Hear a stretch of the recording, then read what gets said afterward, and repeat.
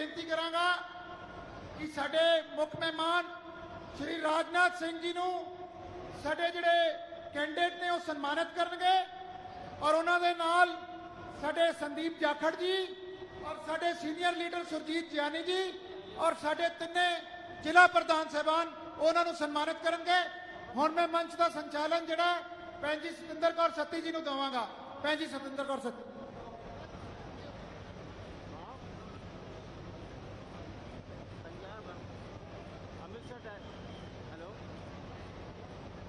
ਅਸੀਂ ਮਾਨਵੀ ਸੱਚੇ ਸਦਾਚਾਰਾਂ ਦੇ ਆਸ਼ਿਕਾਂ, ਵਿਚਾਰਾਂ ਦੇ ਨਹੀਂ ਤੇ ਕਿਰਦਾਰਾਂ ਦੇ ਆਸ਼ਿਕਾਂ, ਬਚਾ ਲੈਂਦੇ ਨੇ ਗੈਰਾਂ ਨੂੰ ਜੋ ਡੁੱਬ ਕੇ ਆਪੂ, ਅਸੀਂ ਨੇਕ ਦਿਲ ਐਸੇ ਪਤਵਾਰਾਂ ਦੇ ਆਸ਼ਿਕਾਂ, ਸਮਰਪਿਤ ਹੈ ਜਿਨ੍ਹਾਂ ਦੀ ਪੂਰੀ ਜ਼ਿੰਦਗੀ ਲੋਕਾਈ ਦੇ ਵਾਸਤੇ, ਐਸੇ ਕਲਮਕਾਰਾਂ ਐਸੇ ਸ਼ਾਹ ਸਵਾਰਾਂ ਦੇ ਆਸ਼ਿਕਾਂ।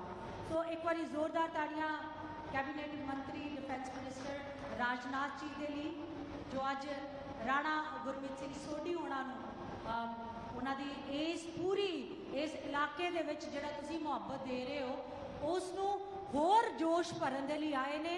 क्योंकि मैं पहला क्या सीगा कि हर मुश्किल जिहड़े हस के चलते ने उही वो बंदे तूफानां नूं ठलदे ने। एक बारी हाथ उपर करके सब ने जोरदार ताड़ियां दे नाल दसना है कि पंजाब का यह इलाका जड़ा है वो राजनाथ जी की अगवाई दे विच अज किस तरीके दे नाल उस जोश के नाल पंजाब जड़ा है वो अपने राह बना रहा है। क्योंकि मुकम्मल उही हुंदा है जड़ा अपने शिखर तक पहुँचता है। और अज इस इलाके दे विच उस तुहाडे मुहब्बत नूं तुहाडे उस जोश नूं होर ज़्यादा जिन्होंने कहते शिखर तक पहुँचाने के लिए राजनाथ जी थोड़े सब के दरम्यान आए ने। क्योंकि डिफेंस मिनिस्टर ने और कहते हैं कि जिन्ना देशों दियां हद्दां ते सरहदां कायम हुंदियां ने ना, जिहड़े देश अपनी राखी आप कर सकते हैं उन्हां कोलों ना सिर्फ दुनिया डरदी है बल्कि दुनिया उन्हां दा लोहा मानदी है। और पंजाबी अपने बॉर्डरां दे उत्ते इस गल की गवाही बड़ी वार भर चुके हैं। मैं इस तो बाद मंच से सद्दा देवांगी। कहते कि गलत कोशिश च नुकसान का डर हो सकता है, वो काम कर जिदा चंगा असर हो सकता है। जिसम तो वध के नाम का रख ख्याल जिसम मिट सकता है पर नाम अमर हो सकता है। वो शख्स जिसने इस इलाके तो 4 बार तुहाडी रहनुमाई जिहड़ी है विधान सभा च कीती है और जो इस इलाके की आवाज़ तुसी पार्लीमेंट तक पहुँचाओगे और खास तौर पर इको सरकार दे नाल तो फिर ये हो नहीं सकता कि तुसी उन्हां दी आवाज़ ते वो तुहाडी आवाज़ ना बने। मैं मंच से सदा दे रही हूँ तुहाडे सब दियां जोरदार ताड़ियां च सरदार राणा गुरमीत सिंह सोढी होना।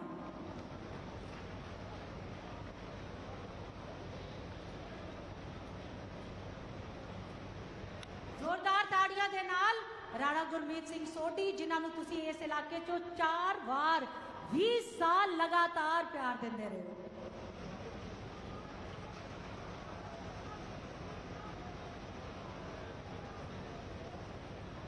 बहुत ही सत्कारयोग अज दे साडे मेहमान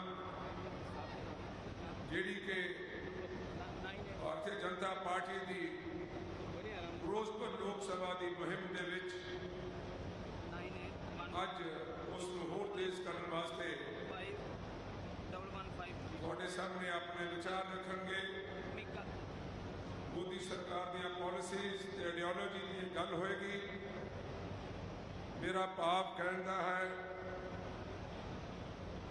साडे बहुत ही माननीय आदरणीय राजनाथ जी रक्षा मंत्री defence minister of union of India सम्मानित मंच मेरे सामने बैठे हुए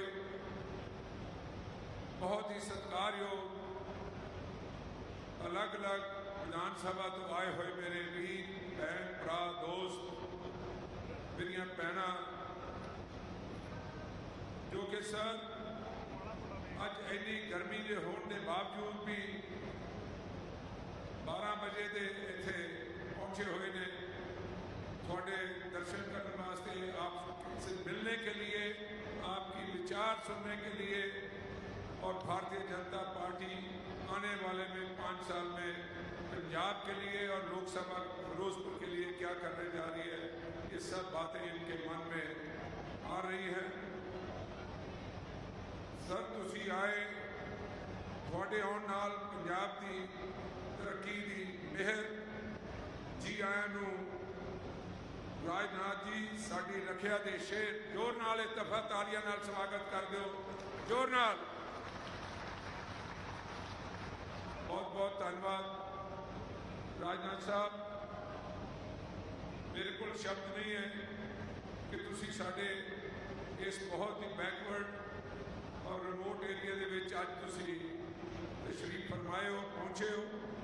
साडियां कुछ बहुत ही मुश्किलात में सर, कुछ ऐसे संजीदा मसले ने जिन्हां दा मैं वेरवा तुहाडे सामने करांगा।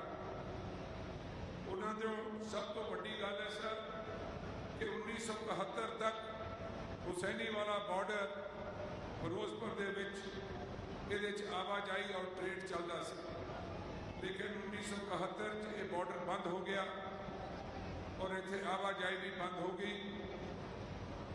सानू तुहाडे अगे बेनती करते हैं कि साडी सरकार बनन ते जदों तुसी तीसरी दफा कसम चकनी है, तुसी स्वेरिन करना है, मोदी जी ने प्रधानमंत्री बनना है, तो मेरी थानू बेनती है कि इहदे बारे जरूर सोचा जाए कि इस बॉर्डर नूं बाईलैटरल साडे गुआढ़ी मुल्क पाकिस्तान दे नाल गलबात करके जिस तरह वाघा बॉर्डर खुलिया है, इहदे नाल सिर्फ लोकसभा फिरोजपुर नहीं सर, मालवा एक बहुत बड़ा रीजन है पंजाब का, बहुत बड़ा रीजन है। उस सभी में हम आर्थिक तौर पे हमें बहुत हौसला मिलेगा, हमारी बढ़ोतरी होगी। एक सर स्पेशल पैकेज के लिए बेनती है सर, पठानकोट से लेके अबोहर तक हमारा बॉर्डर एरिया है, अगर आप कोई स्पेशल पैकेज दे दें तो जो हमारे छोटे सनतकार इंडस्ट्रियलिस्ट जो भी हैं उन्हें एक टैक्स की छूट मिल जाए, तो वहाँ जब बड़े कारखाने लग जाएंगे और उन कारखानों में मेरे नौजवान बच्चों को नौकरियाँ मिल जाएंगी, तो यहाँ हमें बहुत ही उसकी सुविधा होगी, हमारे बच्चे नशे से दूर रहेंगे। एक इसके साथ ही बहुत ज़रूरी बात मैं आपसे दरख्वास्त करूँगा, विनती करूँगा कि हमारे जो भाई हैं, खासतौर पर राय सिख कम्युनिटी, जो राय सिख कम्युनिटी है वो दरिया के साथ साथ, बॉर्डर के साथ साथ वो बसे हुए हैं। 50-60 साल से वो खेती कर रहे हैं। तार के उस पार जो बार्ब वायर है, जो बार्ब वायर हमारे हिंदुस्तान की तरफ लगी हुई है और उसके दरमियान हमारी ज़मीन है, वो ज़मीन इनके नाम नहीं है। अगर उस ज़मीन का इनको मालिक बनाया जाए, इनको ओनरशिप दे दी जाए, तो ये एक इनके लिए बहुत, हमारे बच्चों के लिए और इस कम्युनिटी के लिए ये बहुत बड़ी बात होगी। तो मैं आपसे ये मांग करता हूँ, आग्रह करता हूँ कि आप हमारी गवर्नमेंट आने पे इस बात पे सोच विचार करके ये ज़मीनें इनके नाम पे करवाएंगे। एक हमारे फिरोजपुर कैंट सर, वहाँ पे हमारे जो लोग हैं, जो सिविलियन बैठे हुए हैं, बाज़ारों में बैठे हुए हैं, घरों में बैठे हुए हैं, उनके पास प्रोप्राइटरी राइट्स नहीं है, वो लीज होल्ड पे हैं, वहाँ पे वो कंस्ट्रक्शन नहीं कर सकते, रेनोवेशन नहीं कर सकते, दुकान अपनी लेन देन नहीं कर सकते। मेहरबानी करके, जैसे कि आपकी स्कीम ऑलरेडी चल रही है कि आपने बहुत से कैंटोनमेंट में ऐसा उनको प्राइवेट ओनरशिप देने का फैसला कर लिया है, तो फिरोजपुर कैंट को भी उसमें इंक्लूड किया जाए। हमारे लोगों के छोटे घर भी हैं, छोटी दुकानें भी हैं, उनको वहाँ उनकी ओनरशिप दी जाए। सर, हमारे बॉर्डर एरिया के होने की वजह से हमारे एरिया में ड्रोन के जगह से ड्रोन से ड्रग्स आने लगे हैं और उसमें बहुत नशीली पदार्थें, केमिकल और हेरोइन आती है। वो आप, क्योंकि हमारे रक्षा मंत्री हैं, मैं आपके ध्यान में लाना चाहता हूँ, आप इसको जरूर इस पर ध्यान देके हमें इस सूबे को नशा मुक्त जरूर बनाएं। हमारे यहाँ पे सर मेडिकल कॉलेजेस और हॉस्पिटल्स की बहुत कमी है। सर इस लोकसभा में 3 डिस्ट्रिक्ट पड़ते हैं, फिरोजपुर, फाजिलका और मुक्तसर। सर मेरी आपसे विनती है, प्रधानमंत्री जी आए थे, हमें पीजीआई सैटेलाइट सेंटर उन्होंने दिया है फिरोजपुर में, लेकिन बाकी का जो इलाका है वहाँ मेडिकल हमें एड नहीं है। मेरी आपसे ये विनती है कि हमें कम से कम हर डिस्ट्रिक्ट में एक मेडिकल कॉलेज जरूर आप हमें दीजिए। एक सर फिरोजपुर अबोहर जो हाईवे है ये 4 लेने की भी मांग है। और सर एक हमारे जो लेबर भाई हैं जो डेली किरत करते हैं, अपनी कमाई करते हैं, जो खेत मजदूर हैं, कंस्ट्रक्शन के मजदूर हैं, दिन दिहाड़े को अपनी दिन का अपनी रोटी कमाते हैं, उनकी दिहाड़ी का उसमें बढ़ोतरी जरूर करें। जो कि एक्ट पास होना चाहिए पार्लियामेंट में कि उनको लेबर जो है वो इतनी मिलनी चाहिए कि उनको जो महंगाई है वो नजर नहीं आनी चाहिए, उनकी इतनी आमदन डेली इतनी होनी चाहिए। एक सर सबसे लास्ट में मैं आपसे ये रिक्वेस्ट कर रहा हूँ कि अगर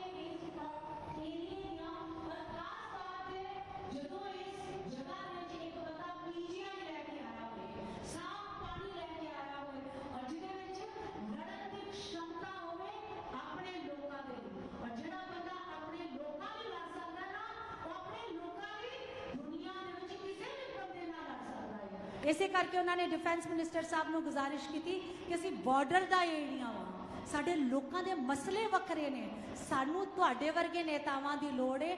ਆ ਕੇ ਇੱਕ ਵਾਰੀ ਤੁਸੀਂ ਦੱਸੋ ਕਿ ਜਦੋਂ ਇਹ ਮੈਨੂੰ ਚੁਣ ਕੇ ਭੇਜਣਗੇ ਤੇ ਜਦੋਂ ਤੁਹਾਡਾ ਥਾਪੜਾ ਮੈਨੂੰ ਮਿਲੇਗਾ ਤੇ ਇਸ ਇਲਾਕੇ ਦਾ ਵਿਕਾਸ ਪੰਜਾਬ ਨਹੀਂ ਬਲਕਿ ਪੂਰਾ ਭਾਰਤ ਵੇਖੇਗਾ।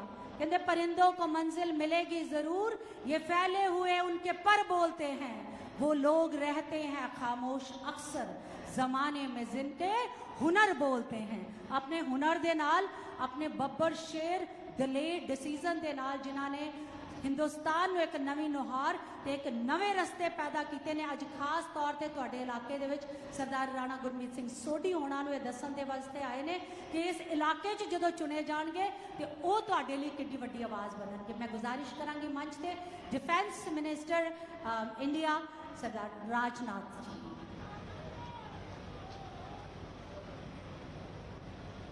ਮੰਤਰੀ ਜੀ ਤੇ ਥੋੜਾ ਟੰਗ ਦੇ ਵਿੱਚ ਪ੍ਰੋਬਲਮ ਹੋਣ ਕਰਕੇ ਤੁਹਾਡੀ ਇਜਾਜ਼ਤ ਲੈ ਕੇ ਉੱਥੋਂ ਹੀ ਬੈਠ ਕੇ ਤੁਹਾਨੂੰ ਸੰਬੋਧਨ ਕਰਨਗੇ। ਚੱਲਣ 'ਚ ਥੋੜੀ ਮੁਸ਼ਕਿਲ ਹੈ, ਇਸ ਕਰਕੇ ਤੁਹਾਡੀ ਇਜਾਜ਼ਤ ਚਾਹਾਂਗਾ। बोले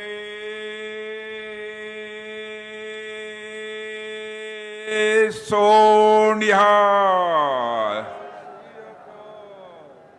जय श्री राम, जय श्री राम।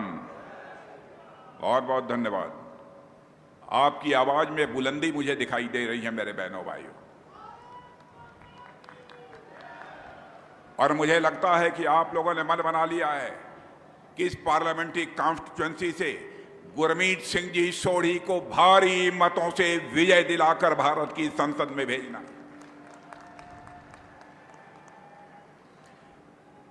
यहां के कैंडिडेट राणा गुरमीत सिंह से टोटी जी, श्री राजवीर जी शर्मा लोकसभा फिरोजपुर, सरदार सुखविंदर सिंह जी काका कनौज जिलाध्यक्ष, चौधरी सुरजीत जी जानी हमारे प्रदेश अध्यक्ष एंड उपाध्यक्ष और पूर्व कैबिनेट मंत्री पंजाब के रहे हैं, श्री संदीप जी जाखड़ विधायक अबोहर, श्रीमती वंदना सांगवाल प्रदेश सचिव भाजपा, श्री शिवराज चौधरी प्रदेश सचिव, श्री सुरेंद्र प्रताप सिंह टीटी, कहाँ है टीटी, सुरेंद्र, वाह टीटी बोलते हैं आप, प्रवासी, श्री विष्णु भगवान जी लोकसभा फिरोजपुर, श्री सतीश ससिया जिलाध्यक्ष मुक्तसर साहिब, श्री शमशेर सिंह काकड़ जिलाध्यक्ष फिरोजपुर। यहाँ मौजूद मेरे सभी सम्मानित बहनों एवं भाइयों, मैं आप सबसे क्षमा चाहूंगा। मैं खड़े होकर ही बोलना चाहता था, लेकिन डॉक्टर ने मना किया है कि ज्यादा देर तक आप खड़े न रहें, क्योंकि आंध्र प्रदेश की एक पब्लिक मीटिंग को एड्रेस करने के बाद जब मैं नीचे उतर रहा था तो पैर में चोट लग जाने के कारण मुझे रेस्ट लेना चाहिए, लेकिन रेस्ट नहीं ले रहा हूं। मैंने तय किया है कि जब तक बीजेपी लेडी एनडीए को 400 से अधिक सीटों पर विजय प्राप्त नहीं हो जाएगी, तब तक मैं आराम नहीं करूंगा। मेरे बहनों भाइयों, जहां तक पंजाब का प्रश्न है, पंजाब हमारे गुरुओं की धरती है, पंजाब हमारे वीरों की धरती है। इतना ही नहीं, पंजाब या किसानों की धरती है। हमसे ये पूछे कोई कि पंजाब किसे कहते हैं, तो मैं कहना चाहूंगा, जहां पराक्रम, वीरता, साहस, बलिदान और देशभक्ति का संगम हो, उसे ही हम पंजाब कहते हैं। हमारी केंद्र की सरकार मोदी जी के नेतृत्व में पिछले 10 वर्षों से लगातार काम कर रही है। पंजाब के लिए हमारी सरकार ने क्या किया है, मुझे ज्यादा कुछ बतलाने की जरूरत नहीं है, क्योंकि हमसे पहले बोलने वाले लोगों ने डिटेल में सब सारी बातें आपके सामने रखी होंगी। बहनों भाइयों, करतारपुर साहिब कॉरिडोर भी बनवाने का जो प्रश्न था, उसको पहली बार साहस के साथ कदम उठाकर किसी ने बनवाने का काम किया है, तो हमारे प्रधानमंत्री मोदी जी ने किया है। इतना ही नहीं, गुरुओं के प्रकाश पर्व को हम लोगों ने केवल भारत में ही नहीं मनाया, बल्कि सारी दुनिया में जहां जहां भी हमारे हिंदू सिख भाई रहते थे, वहां पर गुरुओं के प्रकाश पर्व को मनाने का हम लोगों ने काम किया। साहिबजादों का जहां तक प्रश्न है, उनकी स्मृति में 26 दिसंबर को हम वीर बाल दिवस के रूप में मनाते हैं। और आपको जानकर खुशी होगी, वीर बाल दिवस केवल भारत में ही हम नहीं मनाते हैं, बल्कि हम दुनिया के दूसरे देशों में भी मनाते हैं। इतना ही नहीं, हरमिंदर साहब, यहां पर विदेशों से चंदा लेने पर जो प्रतिबंध लगा हुआ था, बहनों भाइयों, लंबे समय से यहां के लोगों की मांग थी, लेकिन विदेशी चंदे पर जो प्रतिबंध लगा था उसको समाप्त करने का काम पहली बार किसी ने किया है तो हमारी सरकार ने किया है, हमारे प्रधानमंत्री ने किया है।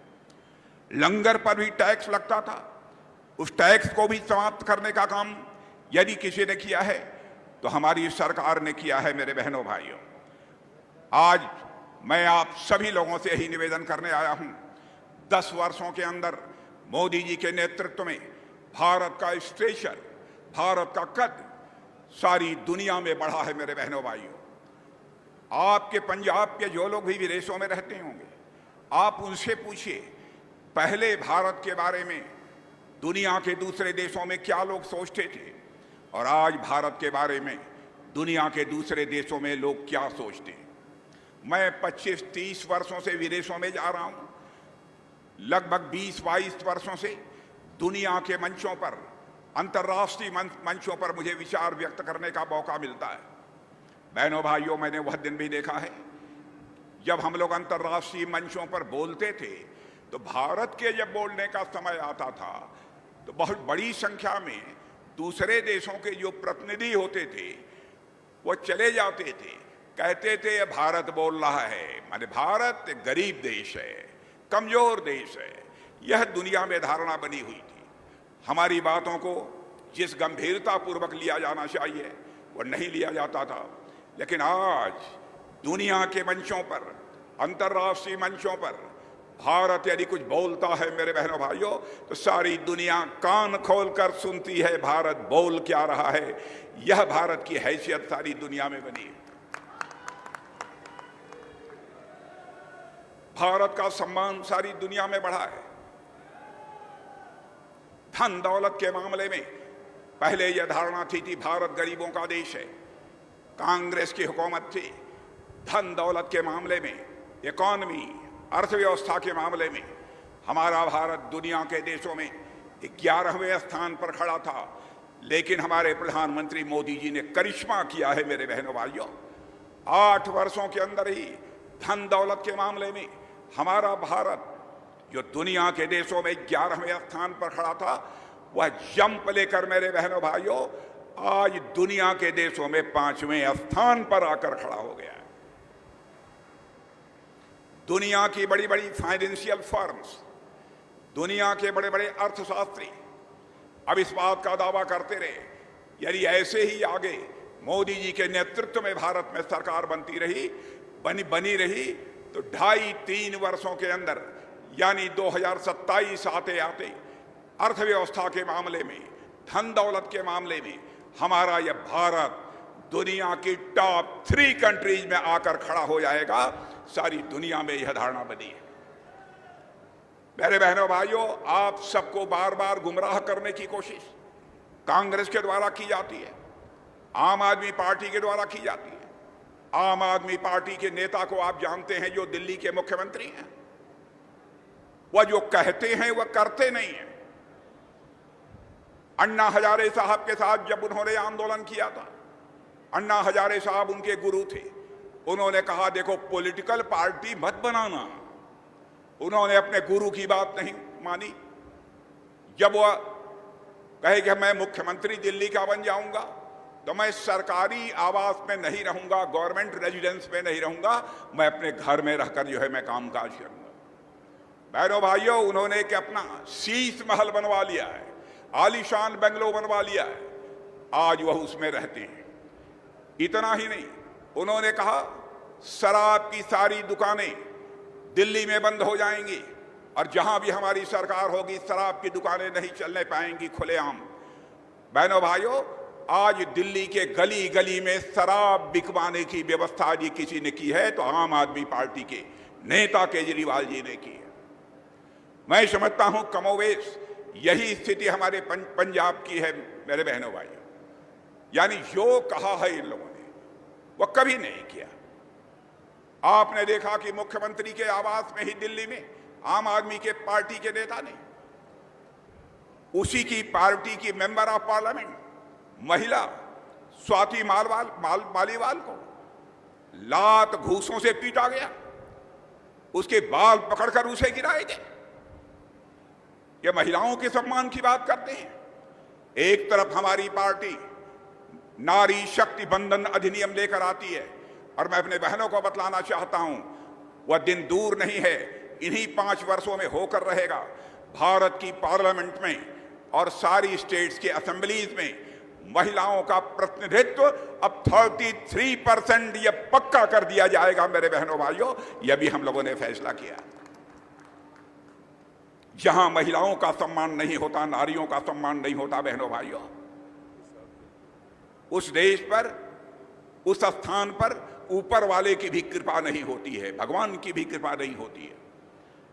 मैं जानता हूं पंजाब के गुरुओं का कितना महिलाओं के प्रति उनके मन में सम्मान था। ये लोग क्या कर रहे हैं? यहां पर भी आम आदमी पार्टी की सरकार बनी है। गुंडागर्दी, नशे का व्यापार, हीरोइन की तस्करी, क्या क्या नहीं हो रहा है। यह चाहते हैं हम ऐसा कर दें, हम करें अथवा न करें, सूर्य अस्त हो उसके बाद सब लोग मस्त हों, ताकि इनकी सरकार की तरफ कोई ध्यान ही न जाए। मैं आपको यकीन दिलाना चाहता हूं, जहां जहां भी हमारी सरकारें हैं, जिन राज्यों में है जाकर देख लीजिए। हमारी सरकार जिस दिन यहां पर बन गई भारतीय जनता पार्टी की, दिल्ली की तो बनने जा रही है, आगे विधानसभा का चुनाव होगा, यहां भी मेरी सरकार बना दीजिए। बहनों भाइयों, हम देखेंगे कौन गुंडा बदमाश यहां गुंडागर्दी करने की हिम्मत कर पाता है। मेरे बहनों भाइयों, उसकी खाट खड़ी कर दी जाए। हम किसी भी राज्य का विकास करना चाहते हैं तो विकास की यह पहली शर्त होती है कि वहां पर लॉ एंड ऑर्डर की सिचुएशन, वहां कानून और व्यवस्था की स्थिति चुस्त दुरुस्त होनी चाहिए। जाकर हमारे उत्तर प्रदेश को देखिए, देश के अन्य राज्यों को देखिए, कितनी तेजी के साथ विकास हो रहा है। क्या कारण है कि यहां के हमारे किसान भाई इतने परिश्रमी हैं, यहां के लोग इतने बहादुर हैं। भारत की सीमाओं की रक्षा सीने का बटन खोल कर ये करने की कोई कोशिश करता है, ज्यादातर हमारे पंजाब के लोग हैं। लेकिन इस पंजाब के साथ क्या हो रहा है? बहनों भाइयों, आज मैं आया हूं तो आपसे कुछ आंकड़े के आधार पर मैं आपसे बात करने आया हूं। भारतीय जनता पार्टी की हमारी सरकार के ऊपर, मोदी जी की सरकार के ऊपर ये लोग बराबर गलत सलत आरोप लगाने की कोशिश करते हैं। कहते हैं मोदी जी की सरकार आने के बाद महंगाई बढ़ गई है। मैं डंके की चोट पर कहना चाहता हूं, बहनों भाइयों, किसी भी देश की अर्थव्यवस्था, किसी भी देश की इकोनॉमी को पूरे विश्व की अर्थव्यवस्था भी प्रभावित करती है। लेकिन हमारे भारत के अंदर हमारे प्रधानमंत्री मोदी जी ने करिश्मा किया है। बहनों भाइयों, हिंदुस्तान में, दुनिया में सभी जगह महंगाई बढ़ी है, लेकिन महंगाई को काफी हद तक काबू पाने में जो कामयाबी हमारे प्रधानमंत्री ने हासिल की है, दुनिया का कोई देश वो कामयाबी हासिल नहीं कर पाया। मैं आपके सामने बहुत आंकड़े दे सकता हूं और आंकड़े भी दूंगा। दुनिया में सबसे तेजी से आगे बढ़ने वाली अर्थव्यवस्था है तो हमारी है। युद्ध के बीच वार चल रहा था दुनिया के देशों के बीच, उस समय भी भारतीयों को निकालने का काम यदि किसी ने किया है तो हमारे प्रधानमंत्री नरेंद्र मोदी जी ने किया है। मेरे बहनों भाइयों, मैं एक उदाहरण देना चाहता हूं, और जो भी बातें मैं बोल रहा हूं, मैं कहना चाहूंगा मेरी एक भी बात गलत हो तो उसकी आप अखबारों में आलोचना कर दीजिएगा। जिंदगी में हमने राजनीति की है मेरे बहनों भाइयों, तो जनता की आंखों में धूल झोंक कर राजनीति नहीं की है, जनता की आंखों में आंख डालकर राजनीति की है। इसलिए जो कहूंगा वह सच कहूंगा। बराबर नेताओं ने जनता को गुमराह करके उनका समर्थन हासिल किया, सरकार बनाकर धोखा दिया। हमारे भारतीय जनता पार्टी का यह चरित्र नहीं है। जो हम कहते हैं वो हम करके दिखाते हैं। इसके लिए बड़ा कलेजा चाहिए, मजबूत कलेजा चाहिए मेरे बहनों भाई। हमारे यहां कोई व्यक्ति पार्टी का इधर उधर बोल सकता है, लेकिन पार्टी का जहां तक सवाल है, पार्टी जो कहेगी करके दिखा देगी। मैं आपको याद दिलाना चाहता हूं, हमारा चुनावी घोषणा पत्र, मैं तो कहता हूं भारतीय जनता पार्टी के रूप में ही नहीं, 1951 से जब हम भारतीय जनसंघ के रूप में काम कर रहे थे तब से उठाकर कोई देखे, जो अपने घोषणा पत्र में हमने कह दिया उसको हम पूरा करके ही दम लेते। हम लोगों ने कहा था हमारी गवर्नमेंट बनेगी तो जम्मू कश्मीर, जिसे धारा 370 के अंतर्गत विशेषाधिकार मिला है, उसे हम चुटकी बजाकर समाप्त करेंगे। और आपने देखा संसद के दोनों सदनों में बहुमत मिलते ही जो कहा था वह करके हमने दिखा दिया, धारा 370 को समाप्त कर दिया। हमने कहा था कि अद्यतन भारत की संसद में हमारी पार्टी को बहुमत मिल जाएगा, हमें सरकार के रूप में काम करने का अवसर मिलेगा। तो इस देश में ऐसी परिस्थितियां होंगी कि अयोध्या की धरती पर भव्य राम का मंदिर बनकर रहेगा मेरे बहनों भाइयों। और आपने देखा कि हम लोगों ने बनाकर दिखा दिया। जो कहा था सो किया। लोग ये कहते हैं साहब राम मंदिर तो बन गया, इससे क्या होगा? मुझे तो लगता है बहनों भाइयों, राम मंदिर बन गया, हमारे राम लला अपनी झोपड़ी से निकलकर, अपनी कुटिया से निकलकर अपने महल में प्रवेश कर चुके हैं। भारत में राम राज्य का आगाज होकर रहेगा, मेरा पक्का विश्वास है।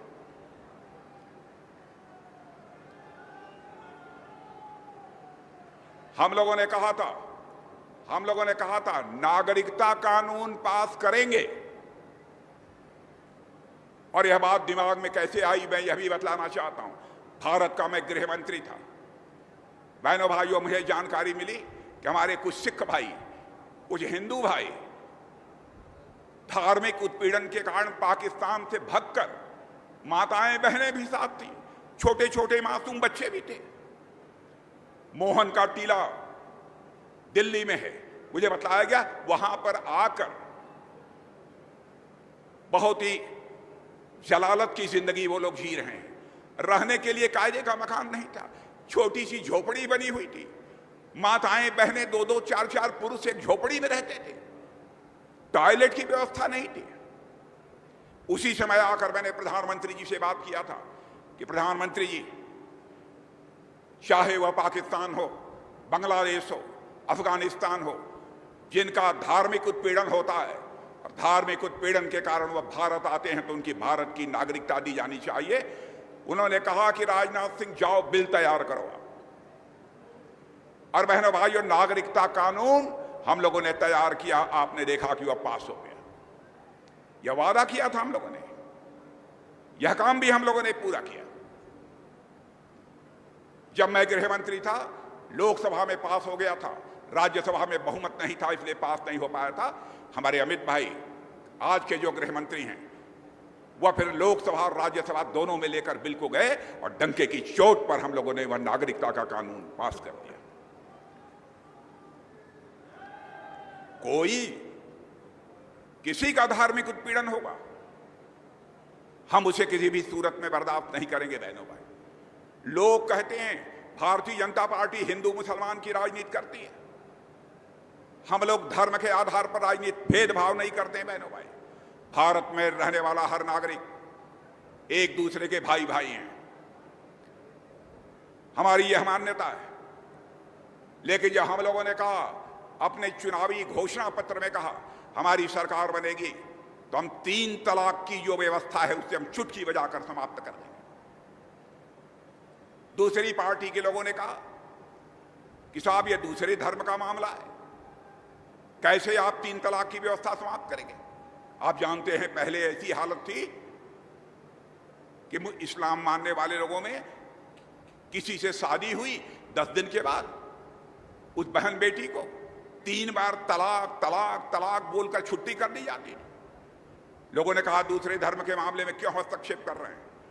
बहनों भाइयों, हम लोगों ने डंके की चोट पर कहा कि मां, बहन और बेटी चाहे किसी धर्म की मानने वाली हो, यदि उसके साथ कोई जुल्म और अत्याचार होगा तो भारतीय जनता पार्टी उसके साथ खड़ी रहेगी। और 3 तलाक की व्यवस्था को भी हम लोगों ने समाप्त कर दिया। यह है हम लोगों का चरित्र। आप समुद्री जहाज के जो लुटेरे थे, उन लुटेरों से बचाकर हम लोगों ने लोगों को बाहर निकालने का काम किया है। यह है भारत की ताकत। यह जो मोबाइल से पेमेंट होता है, घर बैठे बैठे आप पैसा निकाल लेते हैं, पैसा जमा करा देते हैं, डिजिटल पेमेंट से कहते हैं बहनों भाइयों। आपको जानकर खुशी होगी, सारी दुनिया में यह डिजिटल पेमेंट जितना होता है उसका 46% डिजिटल पेमेंट कहीं होता है तो केवल और केवल भारत में होता है मेरे बहनों। हर दृष्टि से भारत तेजी के साथ आगे बढ़ रहा है। विश्व में, दुनिया में सबसे सस्ती इंटरनेट की व्यवस्था यदि किसी देश में है तो भारत में है। और आपने देखा, हम लोग धरती पर ही काम नहीं कर रहे हैं बहनों भाइयों, आसमान में भी काम कर रहे हैं। हमारे देश के वैज्ञानिकों ने चंद्रयान छोड़ा, पहली बार में कामयाबी नहीं मिल पाई। हमारे प्रधानमंत्री ने उनके पास जाकर उनकी पीठ थपथपाई, उनकी हौसला अफजाई की, कहा कि मेरे बहादुर वैज्ञानिकों चिंता मत करो, जितने धन की आवश्यकता पड़ेगी धन मुहैया कराया जाएगा, लेकिन चंद्रमा के साउथ पोल पर डार्क जोन जिसे बोलते हैं वहां पहुंचने की कोशिश करो। और आपने देखा, भारत ने जब चंद्रयान 3 छोड़ा बहने भाइयों, तो चंद्रमा के साउथ पोल पर पहुंच गया और भारत चंद्रमा के साउथ पोल पर पहुंचने वाला दुनिया का पहला देश बन गया मेरे बहनों भाई। पहला देश बन गया यह दुनिया का। यह है हमारे भारत की ताकत। भारत ही दुनिया का अकेला देश है जहां हमारी जल, थल और नभ तीनों जगहों में सुपरसोनिक मिसाइल भारत दाग सकता है। भारत की यह हैसियत है। डायरेक्ट मनी ट्रांसफर, मैं याद दिलाना चाहता हूं, राजीव गांधी जी, मैं किसी प्रधानमंत्री की आलोचना नहीं करता, चाहे वह किसी भी पार्टी का हो, क्योंकि मैं मानता हूं प्रधानमंत्री होता है, चाहे वह किसी पार्टी का हो। वह व्यक्ति नहीं है, वह इंडिविजुअल नहीं है, वह संस्था होता है, वह इंस्टीट्यूशन होता है।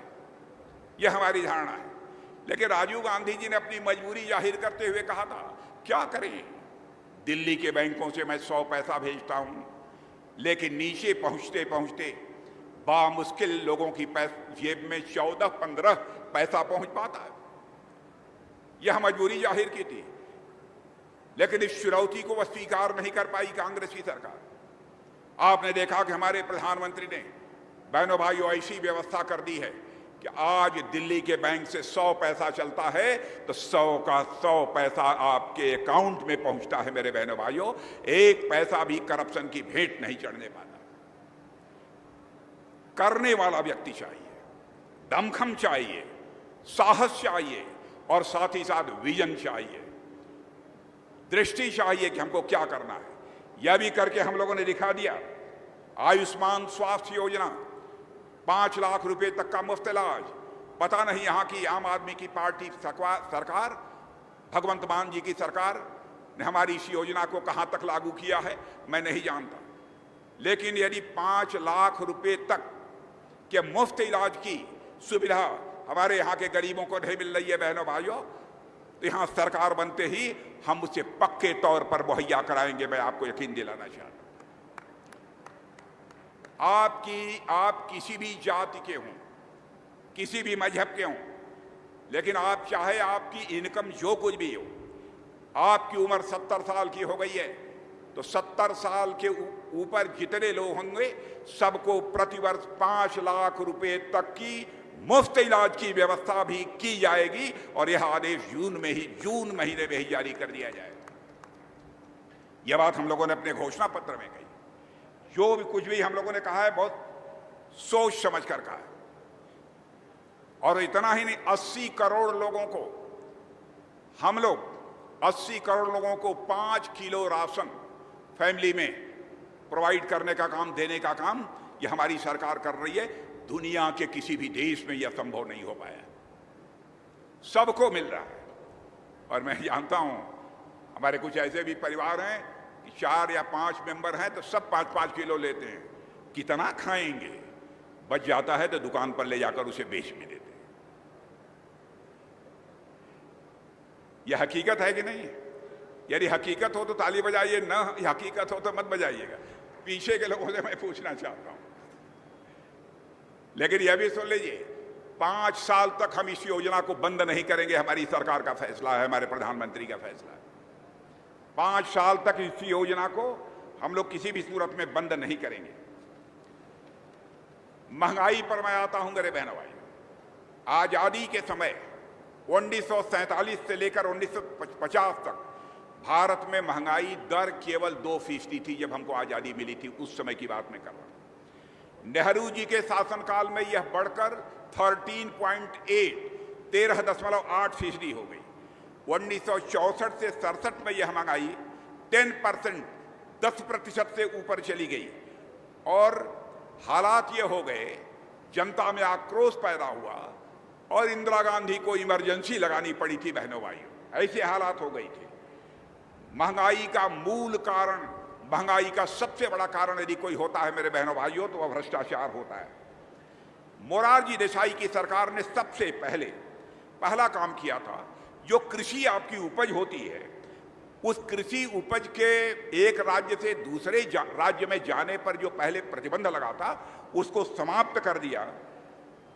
उसका परिणाम यह हुआ कि जो महंगाई 30% थी वह घटकर 7% तक आ गई थी। यानी 1947 से 2022 तक महंगाई का रिकॉर्ड निकालो बहनों भाइयों। जब जब कांग्रेस की सरकार बनी है महंगाई बेतहाशा बढ़ी है और जब जब कांग्रेस की हटी है महंगाई में जबरदस्त कमी आई है। यह बात भी मैं डंके की चोट पर कह सकता हूं। आज भारत के अंदर 25 करोड़ लोगों को गरीबी रेखा से बाहर करने में हम लोगों ने कामयाबी हासिल की है। यह मैं नहीं कह रहा हूं, यह हमारा नीति आयोग कह रहा है मेरे बहनों भाई। और भारत कितनी तेजी से आगे बढ़ा है।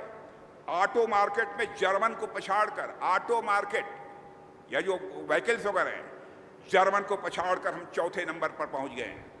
बिजली उत्पादन में रूस को पछाड़कर हम दुनिया के देशों में 3रे स्थान पर पहुंच गए हैं।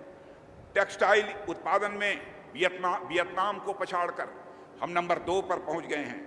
चीनी के उत्पादन में ब्राजील सबसे आगे था, ब्राजील को पछाड़कर हम आज दुनिया में नंबर 1 बन गए हैं चीनी के उत्पादन में। बहनों भाइयों, यह है करिश्मा हमारी सरकार का। सौर ऊर्जा संयंत्र लगाने के मामले में अमेरिका और जापान को पछाड़कर भारत आज नंबर 2 पर चला गया है। बहनों भाई, मोदी जी के आने पर भी सोलर पावर का यह सिलसिला यहां पर तेजी के साथ प्रारंभ हुआ। यह गलत आंकड़े देकर, झूठ बोलकर, देश की जनता को गुमराह करके यह उसका समर्थन हासिल करना चाहते हैं। इतना ही नहीं, आप सबके हाथ में यहां पर मोबाइल होगी। बहनों भाइयों, यह मोबाइल जानते हैं, पहले मोबाइल बनाने वाली, हमारी सरकार के आने के पहले मोबाइल बनाने वाली भारत में केवल 2 कंपनियां थी। आज भारत में मोबाइल बनाने वाली 200 से ज्यादा कंपनियां काम कर रही हैं। आज 98% मोबाइल यदि कहीं पर बनता है तो भारत में बनता है मेरे बहनों भाइयों। यह है भारत की ताकत। इसलिए मैं आप लोगों से समर्थन की अपील करने के लिए आया हूं मेरे बहनों भाइयों। इतना ही नहीं, धन दौलत का यदि आंकड़ा मैं आपके सामने प्रस्तुत कर दूं, कितना बड़ा करिश्मा हुआ है, तो आपको फक्र होगा, आपको नाज होगा। सचमुच मोदी जी के नेतृत्व की सरकार ने करिश्मा किया है। बहुत डिटेल में मैं आपके सामने नहीं जाना चाहता हूं। यह कहते हैं अनएम्प्लॉयमेंट, बेरोजगारी बढ़ी है, भाजपा सरकार महंगाई बढ़ी है। माने ये गलत सलत आरोप भारतीय जनता पार्टी के ऊपर लगाकर देश की जनता को यह बराबर गुमराह करने की कोशिश करते हैं। दुनिया के बड़े देशों में, दुनिया के जितने बड़े देश हैं, एक आंकड़ा मैं आपके सामने रखना चाहता हूं बहनों भाइयों। बेरोजगारी की दर दुनिया में, दुनिया के बड़े देशों में सबसे कम यदि कहीं पर है तो हमारे और आपके देश भारत में है मेरे बहनों भाई। इराक में साउथ अफ्रीका में 32.6 32.6% वहां पर अनएम्प्लॉयमेंट है, बेरोजगारी है। इराक में 15.55% अनएम्प्लॉयमेंट है, बेरोजगारी है। ब्राजील में 7.9% है, इटली में 7.6% है, फ्रांस में 7.2% है, चीन में 5.3 है और अमेरिका में 3.8 है और आपके हमारे इस भारत में 3.2 है। मेरे बहनों भाई, यह है भारत। फिर भी जनता को ये लोग बराबर झूठे वादे करके जनता को लुभाकर या उनका समर्थन हासिल करने की कोशिश करते हैं। और आपने ताकत देखी है, रूस और यूक्रेन का जो युद्ध चल रहा था, भारत के बहुत सारे बच्चे वहां पर मेडिकल की पढ़ाई करते थे, इंजीनियरिंग की पढ़ाई करते थे, मैनेजमेंट की पढ़ाई करते थे। जब रूस ने यूक्रेन के ऊपर मिसाइल, बम, तोप, गोले दागना शुरू किया और यूक्रेन ने रूस के ऊपर बम, तोप और गोले दागना शुरू किया, तो जो बच्चे यूक्रेन में पढ़ते थे भारत के, उन्हें इस बात की चिंता हुई, उनके परिवार वालों को, क्या होगा हमारे बच्चों का, कहीं ऐसा ना हो रूस से चलने वाली कोई मिसाइल जहां हमारे बच्चे रहते हैं वहां पर गिरे और हमारे बच्चों की जिंदगी खतरे में पड़ जाए। आंखों में आंसू लेकर उन बच्चों के माता पिता हमारे प्रधानमंत्री से मिले और उन्होंने कहा, प्रधानमंत्री जी, चाहे जैसे भी हो, हमारे बच्चों को आप यूक्रेन से बाहर निकालिए। हमारे प्रधानमंत्री ने चटपट, मेरे बहनों भाइयों, टेलीफोन मिलाया, रूस के राष्ट्रपति मिस्टर पुतिन से बात की, यूक्रेन के राष्ट्रपति मिस्टर जेलेंस्की से बात की और आपको जानकर खुशी होगी 4.5 घंटे के लिए वार रुक गया और हमारे 22,500 बच्चे यूक्रेन से चलकर भारत आ गए। यह है भारत की ताकत। बॉर्डर इश्यूज का सवाल जो हमारे गुरमीत सिंह जी ने आपके सामने रखा है, बहनों भाइयों, चुनाव के दौरान कोई आश्वासन नहीं दिया जाता है क्योंकि आचार संहिता है, कोड ऑफ कंडक्ट लागू है, इसलिए बहुत कुछ मैं नहीं इस संबंध में कहना चाहूंगा, लेकिन उस समस्या को हम लोगों की जानकारी में इन्होंने लाया है, बस इतना ही मैं कहना चाहता हूं।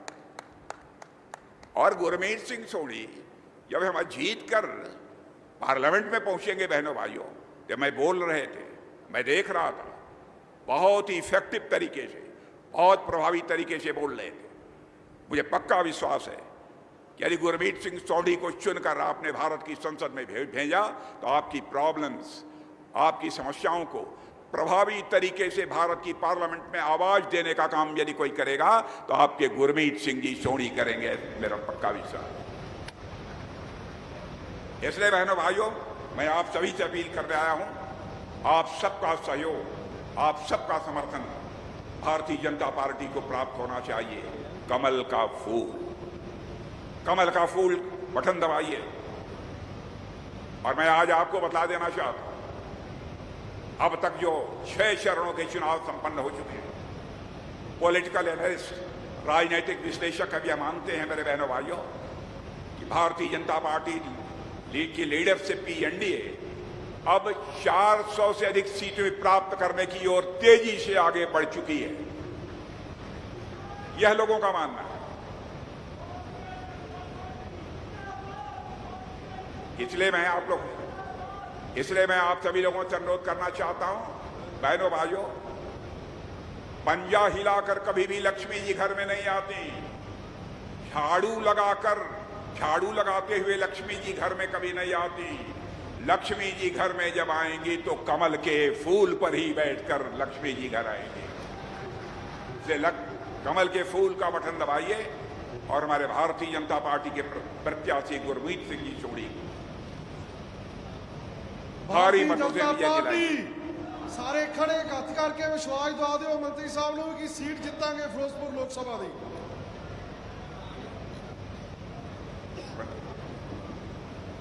बहनों भाइयों, यदि आप लोग गुरमीत सिंह जी सोढ़ी को जिताने का मन बना चुके हैं, एक बार दोनों हाथ उठाकर तालियां बजा दीजिए तो मैं मान लूंगा कि आप लोगों ने मन बना लिया। आप सबको बहुत बहुत धन्यवाद। बोलिए भारत माता की। बहुत बहुत धन्यवाद।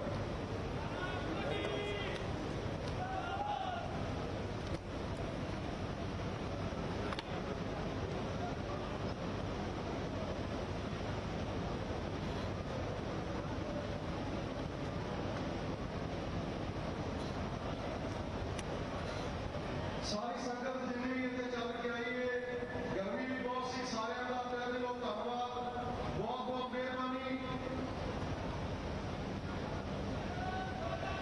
ਭਾਰਤ ਮਾਤਾ ਕੀ, ਭਾਰਤ ਮਾਤਾ ਕੀ, ਭਾਰਤੀ ਜਨਤਾ ਪਾਰਟੀ।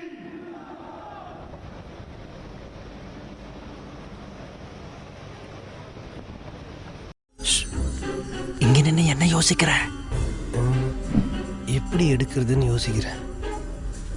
இப்படி எடுத்தா போச்சு.